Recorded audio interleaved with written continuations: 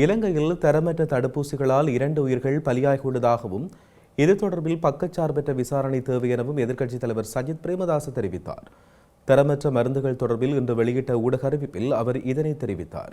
குமட்டலில் வாந்தி, தலைச்சுற்று என்பனவற்றை குறைப்பதற்கும் தடுப்பதற்கும் கொடுக்கப்பட்ட தடுப்பூசிகளில் நச்சுத்தன்மை ஏற்பட்டதால் ஹபரகட மற்றும் மத்துகம பகுதிகளைச் சேர்ந்த 2 பெண்கள் IDH வைத்தியசாலையில் கடுமையாக சுயநமுற்று இறுதியில் உயிரிழந்ததாக அவர் சுட்டிக்காட்டியுள்ளார்.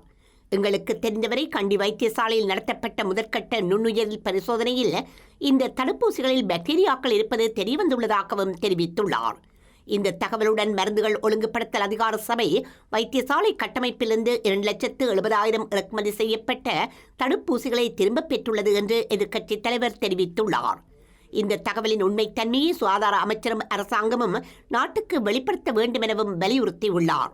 இந்த தடுப்பூசி கொள்வனவு அவசர கொள்வனவா? இங்கு இதன் தரம் பரிசோதிக்கப்பட்டதா? அவ்வாறு மேற்கொண்ட பரிசோதனைகளின் முடிவுகள் எத்தகையன என்பது தொடர்பில் தெரிந்து கொள்ள வேண்டியுள்ளதாகவும் தெரிவித்துள்ளார். இந்த தடுப்பூசிகளால் ஏற்பட்ட 2 மரணங்கள் தொடர்பில் பக்கசார்பற்ற விசாரணை நடத்தப்பட்டு நாட்டில் தரமற்ற தடுப்பூசி மாஃபியாவின் தொடர்ச்சியான செயற்பாட்டிற்கு எதிராக நடவடிக்கை எடுக்க வேண்டும் எனவும் அவர் மேலும் தெரிவித்துள்ளார்.